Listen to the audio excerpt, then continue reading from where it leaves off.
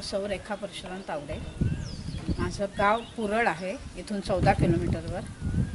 तिथे माझा आंब्यांचा व्यवसाय होता। नंतर मग गेले 4 वर्ष मी पौर्णिमा लॉज या नावाने इथे ओपन झालं माझं लॉजिंग। इथे जे लोक येतात तर ज्यांची घरं असतात पण त्यांना नुसते फिरण्यासाठीच लोक येत असतात, तर त्यांच्यासाठी हे जे लॉज मी बांधलं आहे तर तिथे त्यांना घरगुती जेवण आणि घरात राहिल्यासारखं त्यांना मिळावं असा जो आनंद असतो तो मी देत असते। माझ्या बाजूला तिथे समोर असा वर बसल्यानंतर त्यांना समुद्रकिनाराही दिसतो।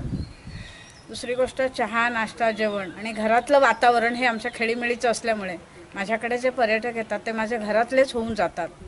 म्हणजे मी पर्यटक म्हणून ते माझ्याकडे येतच नाही, घरगुती संबंधातले येतात आणि माझ्या नात्यापेक्षा माझे जवळचेच होऊन जातात।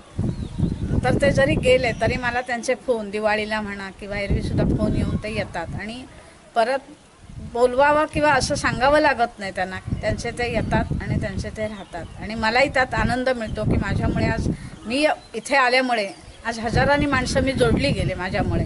की मी पुण्याला गेले, मुंबईला गेले, फार नागपूर इंदोरपासून माझ्याकडे कस्टमर राहून गेले, फॉरेनचेही लोक माझ्याकडे राहून गेले। आता माझ्याकडे राजस्थानचे एक राठोड म्हणून ग्रस्त आहेत, ते शिरगावजवळ त्यांनी जागा घेऊन आज आंब्याची ते बाग करतायत आणि आज ते 2 महिने माझ्याकडे आहेत। पण ते आता आमच्या घरातला सदस्य म्हणूनच ते माझ्याबरोबर आहेत आणि ह्या सदस्यांबरोबर वावरतानाच मला खूप आनंद आहे। माझ्याकडे आल्यानंतर मी शाकाहारी पण देते आणि मांसाहारी पण देते। मच्छीचं जेवण तर त्यांना आवडतं, पण माझ्याकडची लोक ही सोलकडीला खूप मान्यता देतात। दुसरी गोष्ट म्हणजे तांदळाची भाकरी आणि चिकन हे त्यांना खूप आवडतं आणि त्याचा आनंद ते खूप घेतात। सकाळी नाश्ता मी फक्त कांदा पोहे उपीट आणि शिरा देते। जास्त रिस्पॉन्स मला सोलकडीलाच आहे। सोलकडी मी जी करते ती नारळाचा रस, त्यात आम्ही घरी आगळ जे करतो, रतांब्यापासून जे घरी आगळ बनतो ते घालून साखर, किंचित मीठ आणि 1 मिरची, 1 लसूणचा तुकडा असं सगळं मिक्सरला फिरून त्यापासून मी ती सोलकढी बनवते। पण मी पाणी अजिबात त्यात वापरत नाही। ते नारळाच्या रसाला जेवढं पाणी काढता येईल तेवढंच पाणी मी घेते।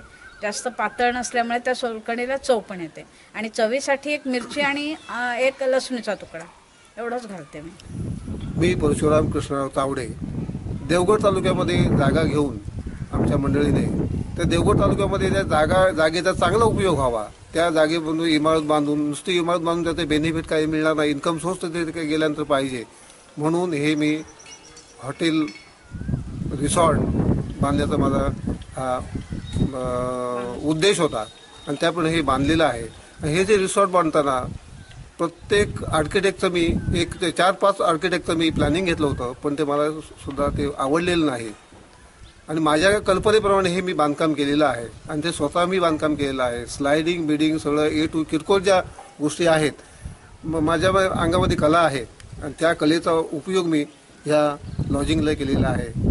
आणि हे लॉजिंग उभं केल्यानंतर बरेच जण मला विचारले हे प्लॅन कोणाचं आहे, तर म्हटलं हे स्वतःच मी डोक्याने वापरलेलं प्लॅन आहे आणि अशा तऱ्हेने मी हे लॉजिंग उभं केलेलं आहे।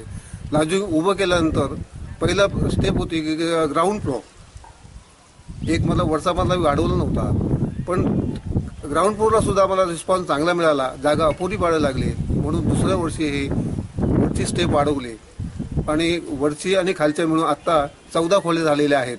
पैकी 2 खोल्या मी स्वतःला वापरतो आणि 11 लॉजिंगला चालू केलेल्या आहेत।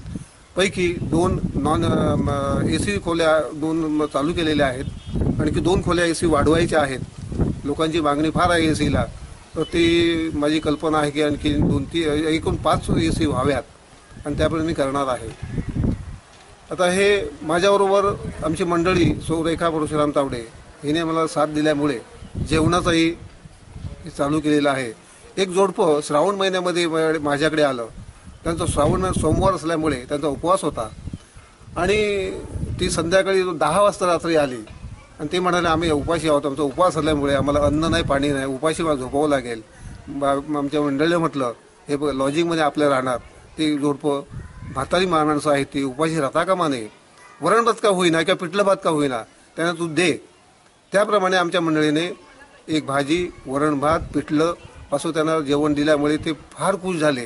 ते जोडपं म्हणजे असं होतं की रजिस्टर ऑफिसर ते माणसं होती आणि त्या माणसाने आमच्या बायकोला आशीर्वाद दिला की तू अन्नपूर्ण आहेस, तुझ्या हाताला चव आहे, तू आज उद्यापासून तुझं लॉजिंग चांगलं आहे, पण जेवणाची व्यवस्था नाही आहे, पण आमचा आशीर्वाद असल्यामुळे उद्यापासून तू लॉजिंग चालू कर.